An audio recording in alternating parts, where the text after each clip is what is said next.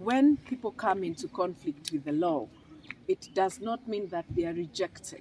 We are not rejecting them. We are only putting them there to use the reforms that are there to transform them.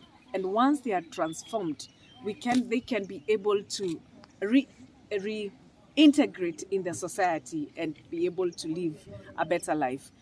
In the prisons, we have had people coming out when they are lawyers, they are doctors, and other professionals, and also in very many skills like sewing, plumbing, carpentry, and we have all that. If you go to our warehouse, you will find very many good carvings, great seats that have been done by our prison people who are in prison.